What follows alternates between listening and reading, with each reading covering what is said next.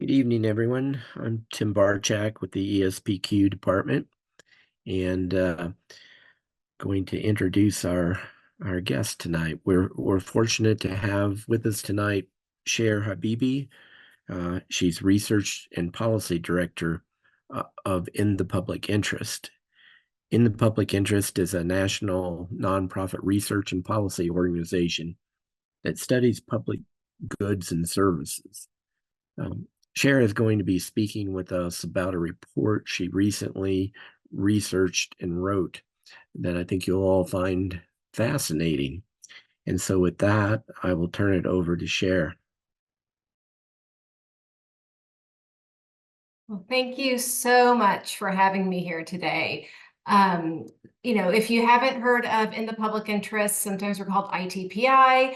As Tim said, we are a nonprofit research and policy organization. We study privatization. We produce research and tools for those fighting against privatization.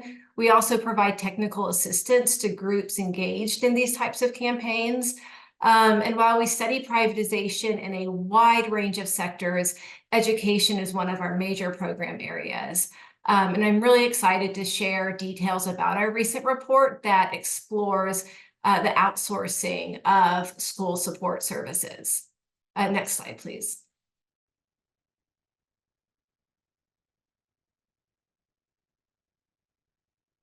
So just want to give you a quick overview of why we did this report. We really thought it was important to bring attention to all the ways that outsourcing happens inside of our schools and why it is so problematic. There's been a lot of attention on voucher threats this year and charter schools, but there's also threats of privatization inside of our schools that potentially impact many jobs and the day-to-day functioning of our schools. In fact, there are, an estimated 2 million ESP workers in K-12 public schools.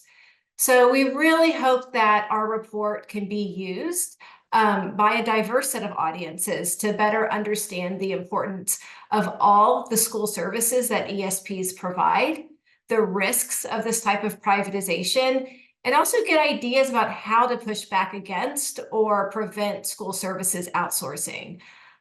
We organized this report into 4 sections, and I'm going to use that format throughout this report and kind of go through each of those sections so you get an idea of some of the research in this report. Next slide.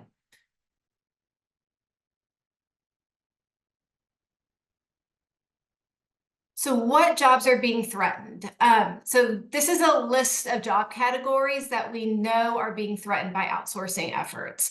Really everything from food and nutrition services, custodial services, maintenance services, transportation services, clerical services, health and student services, skilled trades, security services, technology, and para-educators. So, this is a lot of different important services happening inside the schools, we know are, being threatened, actively being threatened by outsourcing.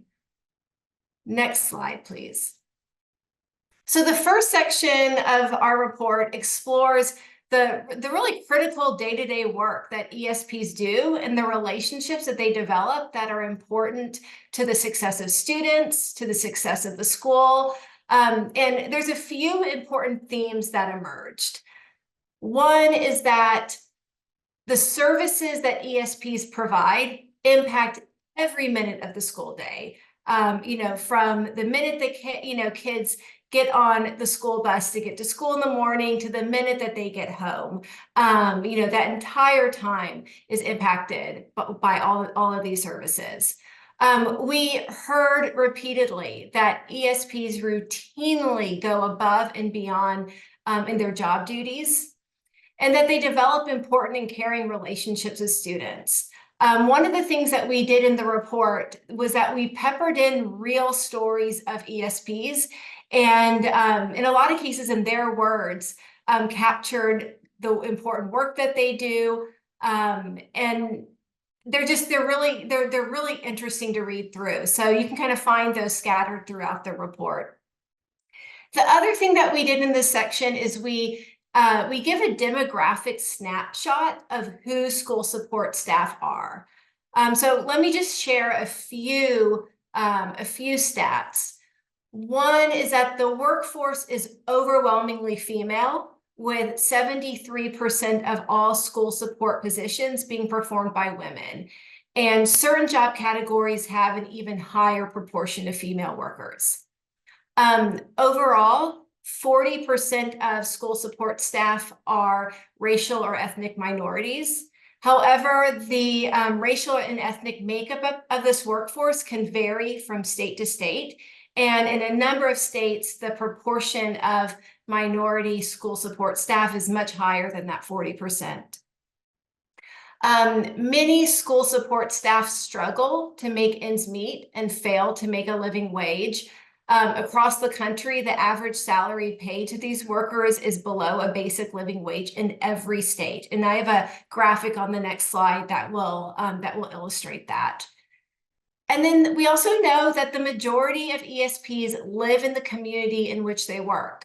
So this means that the vast majority of school support staff live in the same neighborhoods as students, shop at the same stores, worship at the same places. I mean, they are really embedded in the community. Next slide, please. So this is a graphic that we included in the report that shows that the average salary paid to ESP workers is below a living wage in every state. And you can kind of see the extent of this wage gap in every state based on the color. I'll just give you a few seconds to look at that graphic.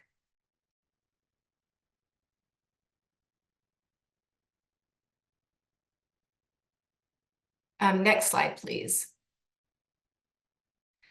So the second section of this report is the largest section of the report. And what we explored here are the many issues with privatization of school services. I'm going to go through each of these issues in more detail in the coming slides, but just to give an overview of what we're talking about, we're talking about the loss of public control, lower quality services, lack of cost savings, loss of the school's ability to respond to emergencies, loss of accountability and transparency, loss of institutional expertise, a negatively impacted workforce, and a change in school culture. So these are a lot of serious issues that arise with privatization. And I'm going to just go through each of these to get, so you all can get a better idea of what this looks like. Next slide, please. So the first issue is loss of public control. This is like an immediate impact of privatization. We know that when private contractors take over school support services, that school administrators, the school board, other school and district leaders lose their ability to directly manage, that staff. In turn, we know that staff and students, parents, community stakeholders lose their direct connection to the management and operation of school services. Outsourcing also means that the public purpose of these services is compromised. So instead of operating with the aim of providing high quality services for the school and for students, these services become profit-making enterprises for contractors with the aim of extracting profits.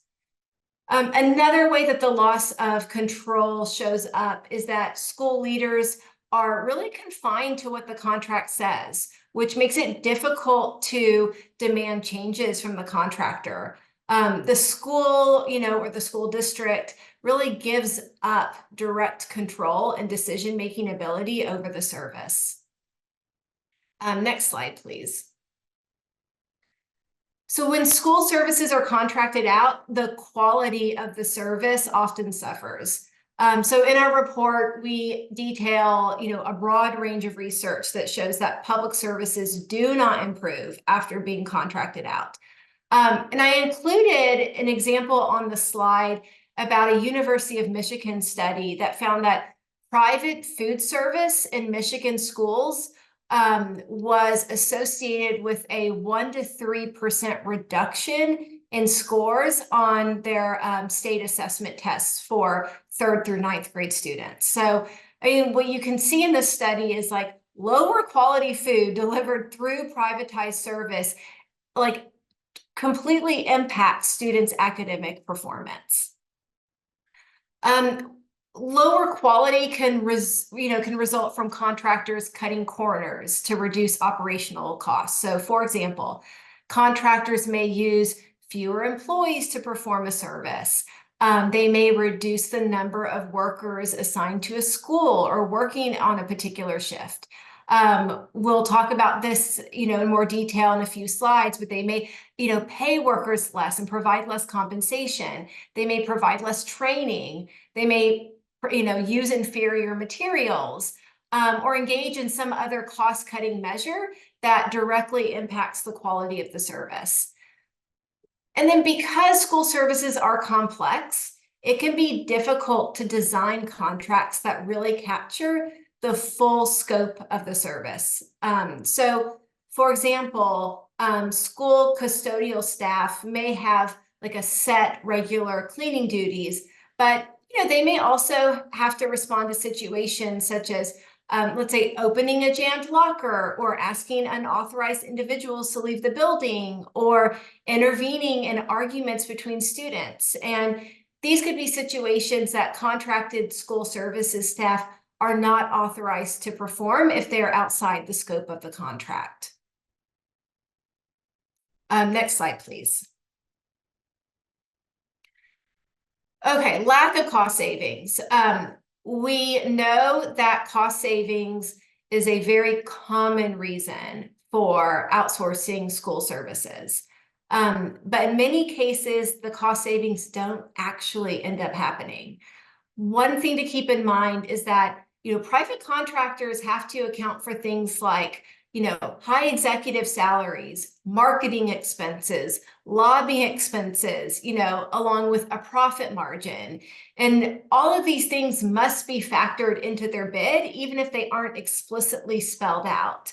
So one strategy that we've seen is that contractors lowball their bid to win a contract, but add costs once they're actually operating the service.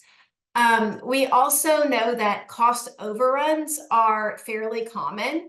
It can be due to a variety of reasons, whether it's like misleading cost analyses, loopholes in contracts, unaccounted for indirect costs.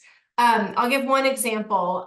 We've seen contracts that, do not place caps on costs, which allows the contractor to bill the school district for more than what they originally said.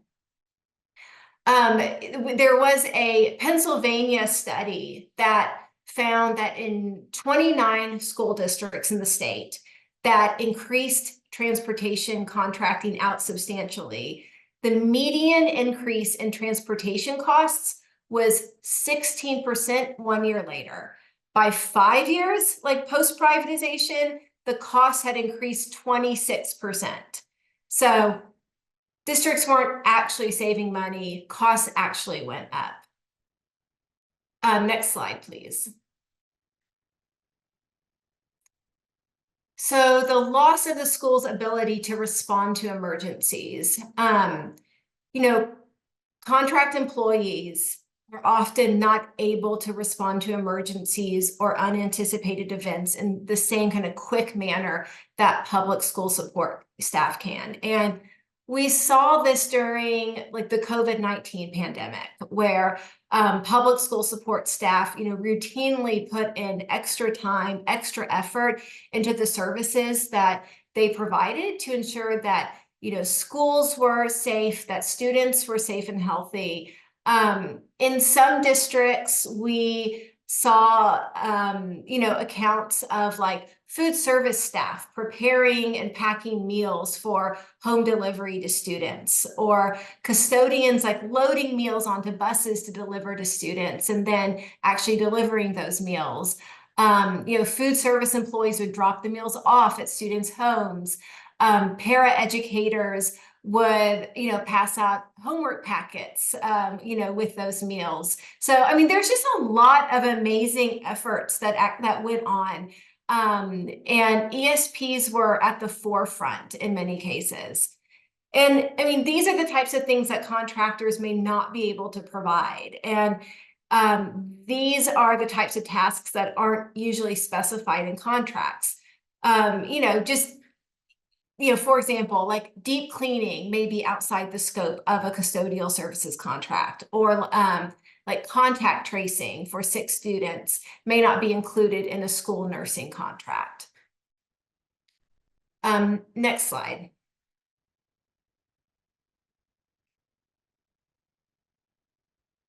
So loss of accountability and transparency.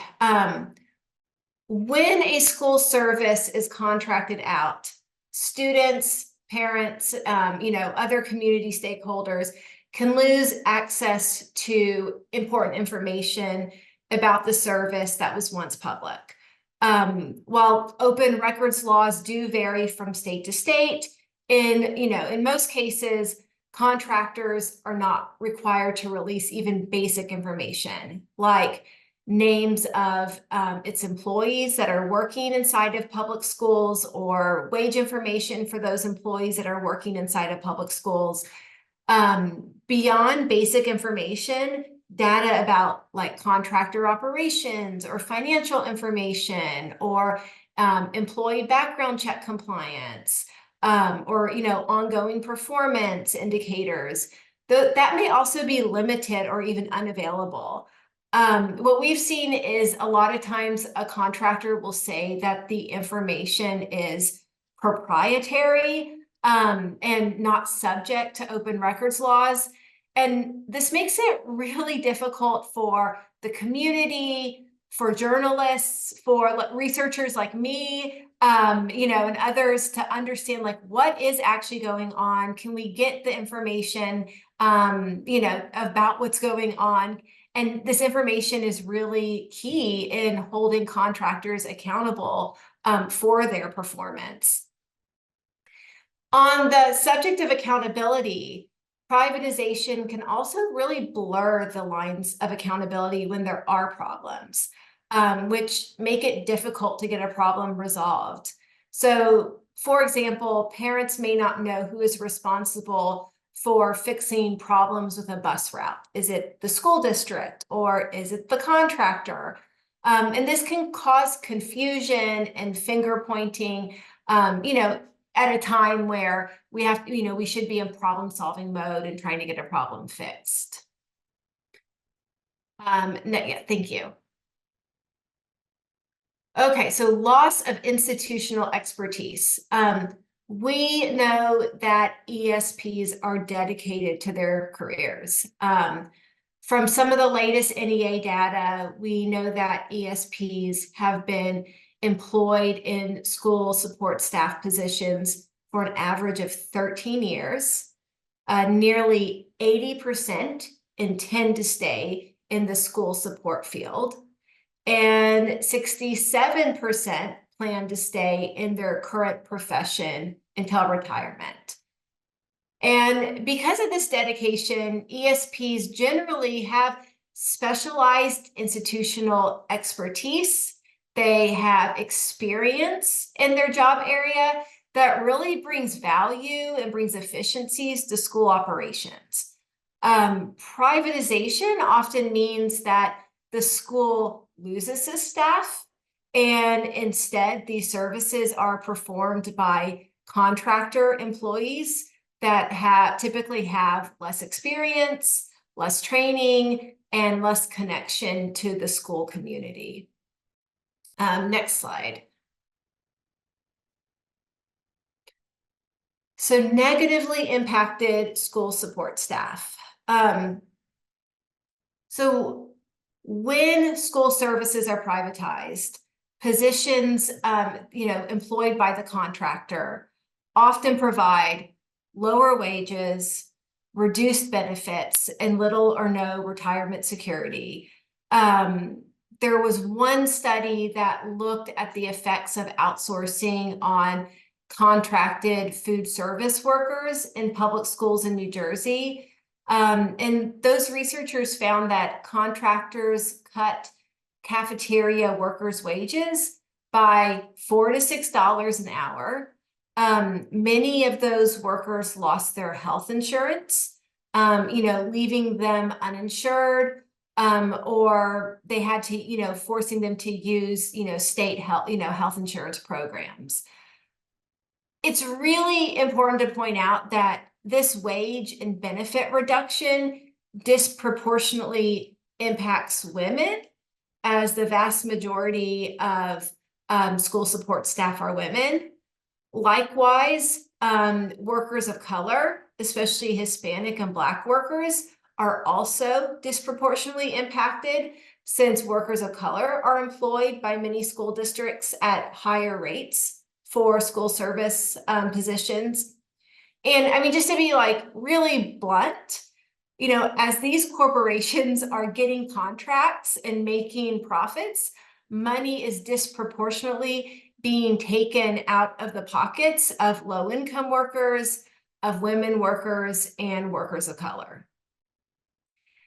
And then, if we just like zoom out a bit,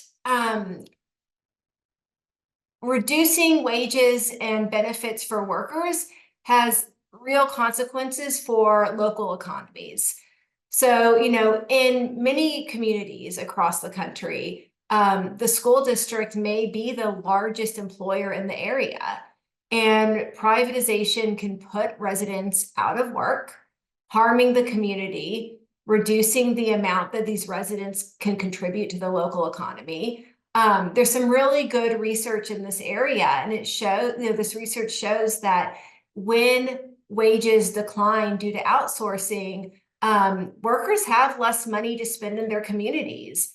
Local and state governments collect less in taxes, and basically less money flows into the local economy, and more money is routed to corporations. Next slide. So, I mean, the last issue that I want to mention in this section is that just the day-to-day impact of like all of the issues that we just discussed is that the culture of the school ultimately changes after privatization. We know that what research shows is that adults in the school, including teachers and school support staff, can positively impact student learning and performance when they are respected and when they're included as workplace partners. And kind of workplace community often erodes following privatization, and this can negatively impact student outcomes and ultimately undermine the goals of a school district. Next slide. Okay, so that was a lot. Now we're just going to kind of shift gears a little bit and go into why privatizers are going after school services. Okay, bottom line, there's a lot of money that can be siphoned off. Nationally, about $800 billion goes toward public K-12 school budgets every year. And to corporations, education funding represents an enormous market opportunity. School service contractors include large multinational firms, like your Airmarks, your Sodexos, but there's also mid-sized, companies, and then there's like smaller regional companies as well. I want to point out that private equity firms have played a role in expanding and investing in corporations that provide school support services. And this is really troublesome because this kind of influx of investment allows these corporations to capture more contracts, expand their geographical reach, and even buy out smaller competitors. private equity has been a growing issue in the education sector. It's gotten a lot of attention, for investing in like educational technology companies. And that's been reported a lot on. But there's also been a steady flow of private equity flowing into school support service corporations as well. So, just want to make sure that that's on folks' radar. So who are these privatizers going after? There are a number of conditions that make school districts more vulnerable to privatization proposals.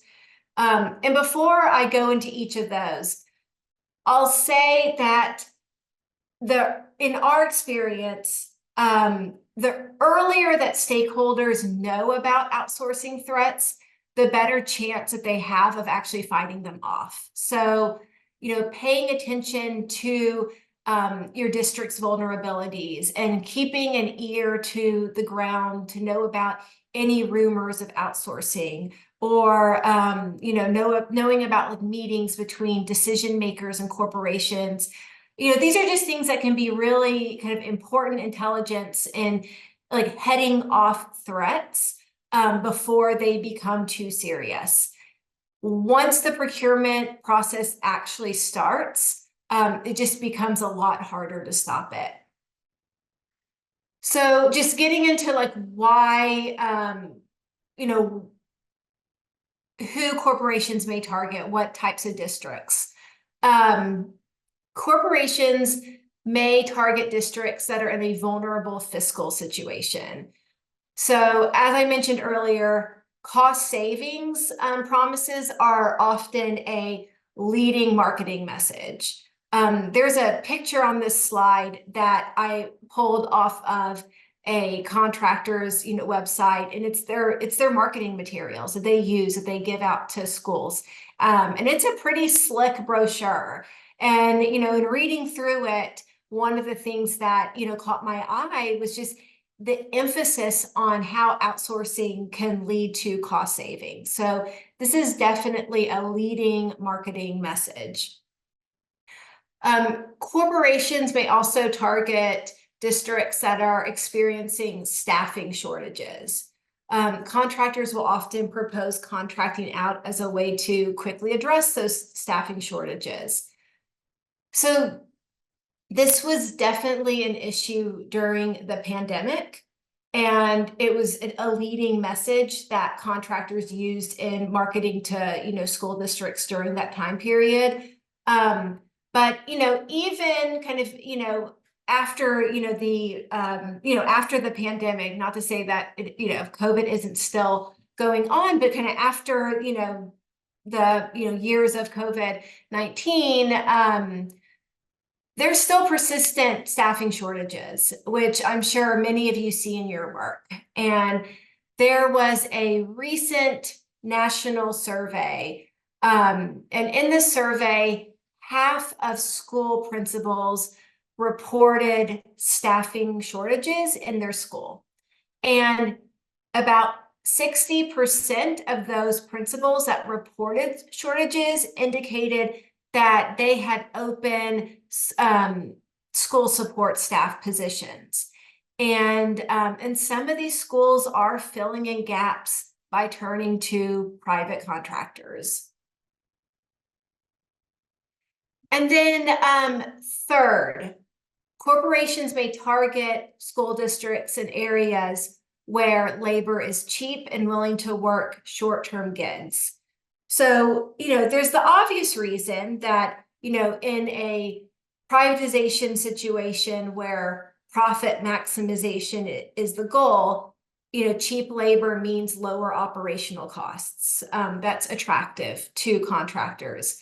But also large contractors may have multiple contracts in a geographic area, and they may want to be able to move workers around without much notice, or easily be able to let workers go if needs change. So an area with a labor market where there's a willingness to work short-term gigs is going to be attractive to privatizers. Next slide, please. Okay, so the last section of the report is about insourcing and preventing privatization. So this is where we actually get to talk about some of the good pushback that we're seeing from districts against privatization. Some districts are stopping privatization with defensive strategies, while other districts that may be in, more favorable political situations are taking, measures to prevent privatization before it occurs. So let's first talk about insourcing.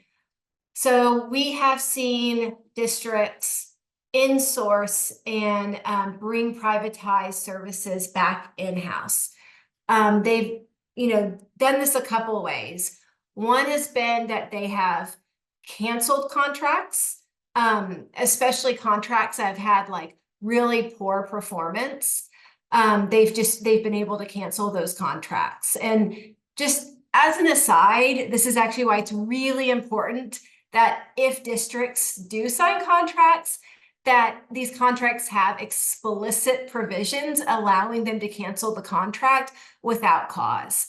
Because we want to make sure that districts can get out of these contracts. And that's one way that districts have been able to cancel contracts. The other way is just allowing those contracts to expire. And once they expire, then making those operations public again. And we have a number of examples of districts insourcing in their report. So, I really encourage you to check it out because it's uplifting to see districts taking services back in-house. For a more offensive or preventative strategy, some states have passed legislation that requires any school service outsourcing efforts to meet like certain criteria or standards, which make it harder for districts to privatize services if they can't demonstrate potential cost benefits without hurting the service. So I'll give you an example. The state of California requires that any district seeking to outsource a school service show actual projected cost savings and then lays out what actually needs to be included in that analysis. It also requires that any projected cost savings cannot derive from the contractor paying workers lower pay rates or benefits. And we know that this is really important because cost savings from this, purported cost savings from these contracts often come from a reduction in worker compensation. And then the law also states that school district workers cannot be displaced as a result of any contract. So these workers have to stay on a district's books. The law is not saying that a district can't outsource. It's not outlawing outsourcing, but it's really raising the bar to make it harder to justify privatization. And then lastly, in some public employee collective bargaining agreements, unions have negotiated the inclusion of language that prohibits outsourcing for the duration of the agreement. So in the report, we have an example from the New Jersey Education Association, and they include a provision in their collective bargaining manual that prohibits contracting that impacts the work that their members perform. So those are just some of the ways that districts are pushing back against privatization. Next slide. Okay, so this is my last slide. So that is my email address. I'm happy to answer questions, but also if after this presentation you want to get a hold of me, please jot down that email address and feel free to send me a note. And I'll pass it back to Tim. All right, thanks, Cher. uh, for that presentation and for the report and for all the work that you all do over there at in the public interest. It's so important for us to have you know a nonprofit group that addresses issues like this because when we do it as a union, the bad guys just accuse us of self-interest. So it's really important the work you all do. Um, so in the presentation tonight, you spoke about private equity getting involved in privatization. Um, we also have, in terms of bad trends, we also have seen the so-called P3s, public-private partnerships, and we've seen gig-style companies too, such as Hop, Skip, Drive, Zoom, and Spur. And I was just wondering, in your opinion, what's the most dangerous trend that you see in education privatization? Yeah, I mean, I'll kind of address, kind of all of those, but I think that an incredibly just kind of backing out into a kind of a, in the clouds, 30,000 foot in the air view. I think that there are, a very dangerous trend is that, there are local and national funding challenges for education across the country. And with public districts, public school districts facing threats of, austerity budgeting, the siphoning of public, education funds through whether it's like the growth of charter schools or voucher programs. I mean, I just think that there's this growing threat that public school districts will turn to outsourcing of what happens inside of our schools. Whether it's like, educational instruction and school services. It's those are going to be the places where they're going to try to cut to save money as budgets shrink. And we know that this is bad for, all the reasons that I discussed this evening. But it really gets to the heart of this important idea of education as a public good that serves everybody. And we can't provide a quality public good without adequate funding and public control. I mean, that's just big picture, big picture kind of view of what is a very dangerous trend. But I want to go ahead and just talk a little bit about that emerging trend that you mentioned, Tim, about public-private partnerships. Oh, yeah. And yeah, I mean, I think that this is important to flag for everyone on this call. So we have started to see the use of public-private partnerships for school buildings. And I'll talk a little bit in a second about what this means. But this is like a type of privatization contract that has traditionally been used for like building or rehabbing public assets like roads or water systems. But we're really starting to see an interest in using them to build new school buildings or rehabbing existing buildings. And essentially kind of what these contracts look like is a consortium of companies come together. They sign a long-term contract with the school district to design, build, finance, operate, and maintain the asset. So the asset would be the public school building or a bundle of buildings. And then the school district would, or locality, kind of depending on, who's fiscally in charge, would be responsible for regular payments to that private entity for the life of the contract. And, these contracts can be 30, 40, 50 years. Not only are these arrangements problematic in terms of like financial risk and loss of public control, but they can pose a very particular threat to school support staff, such as custodial and maintenance staff, because these positions are, can be privatized because there's a private developer that controls the operations and maintenance of these buildings for the life of the contract. We have seen this. We've already seen this in Prince George's County in Maryland. That school district has, a couple years ago, signed a P3 contract for the building of a bundle of schools, kind of rehabbing a building of a bundle of schools in their community. What I have seen in terms of like when we look at kind of industry information is that investors are kind of looking at that as a like test case. And if all goes well, I think there's going to be a lot of interest in private capital trying to get into the building of school buildings, of K-12 public school buildings.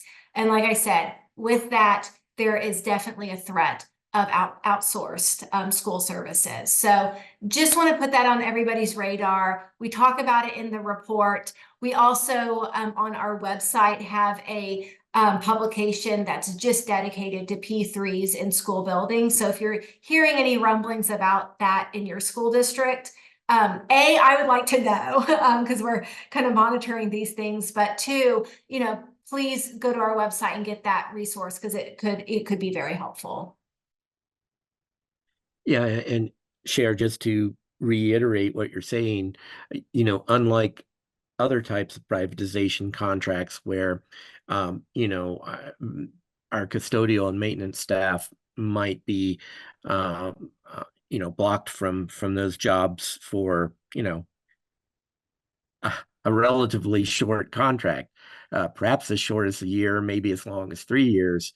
With these P3s, they could ostensibly be blocked for the lifetime of those school buildings.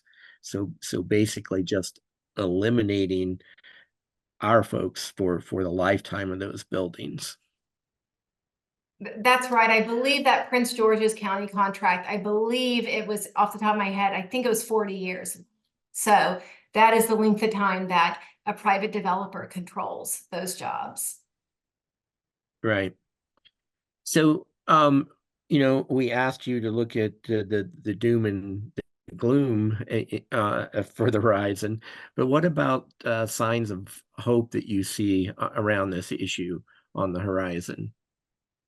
Yeah, I mean, in terms of like ESP privatization, I mean, one thing that I just want to reiterate, because I mentioned this, but I want to put a finer point on it. I mean, we are seeing a lot of insourcing happening throughout, across the country. There are a lot of examples of districts that are having bad experiences with contractors and bringing those, services back in house and really, understanding the value of those, of public school support services. And in many of these cases, these insourcing campaigns, involve, everybody. It's like workers and parents and students and the community. They all come together. They're all showing up at hearings. They're all working together on strategy to bring these services back in house, to protect these services. And we detail some of that and give a few examples in the report. But I find it very inspiring, but I also find it very hopeful because I think it's, we're all going to have to come together in the community to be able to protect public services. Thanks, Cher. Hey, we have a participant question here. Quote, my school district uses edu staff services in Michigan. Is this privatization?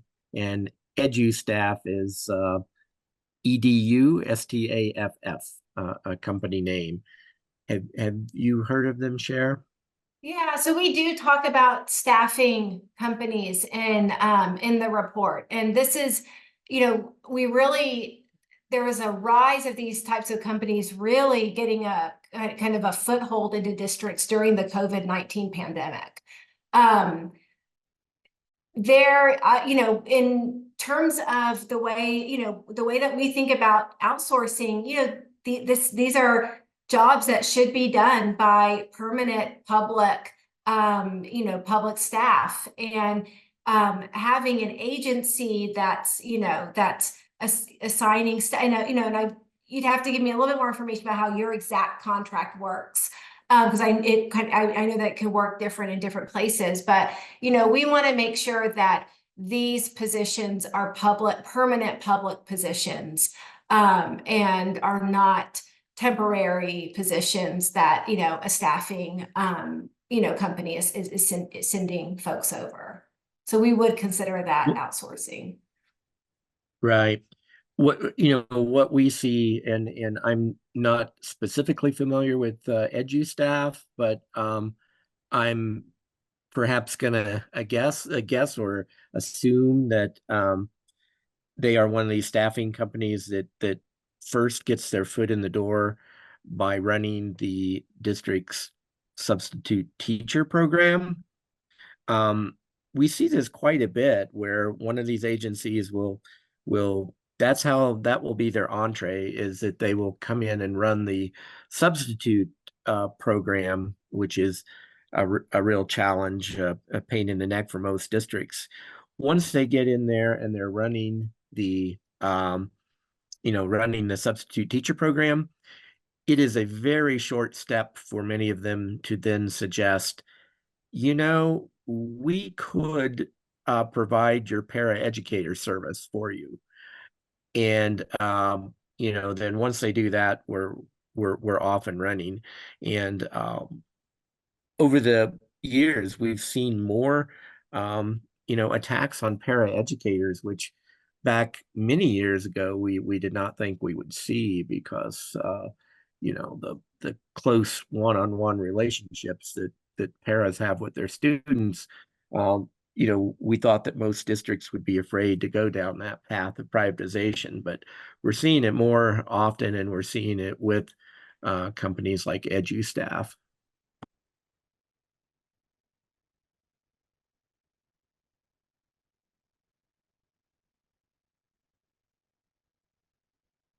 Okay. I don't see any more questions in either the Q&A or the chat. So I just want to thank you again, Cher, not only for the presentation tonight, but for this report, and for the work that you all do every day over it in the public interest. So thanks a lot. Well, thank you so much for letting me speak this evening, and just really honored to talk to you all tonight. Thank you very much. To request a general session-specific certificate of completion as a participant of recorded sessions, please send your request by emailing espqweb@nea.org. All requests must include the session title and the on-screen certificate of completion code. Session certificates will not be provided if your viewer code is not included in the email request. Note, due to limitations in our ability to track attendance after live sessions, requests for personalized certificates will only be provided for participants of live webinars whose attendance can be verified. The certificate received for viewing recorded sessions will be session-specific, but will not include personalized names.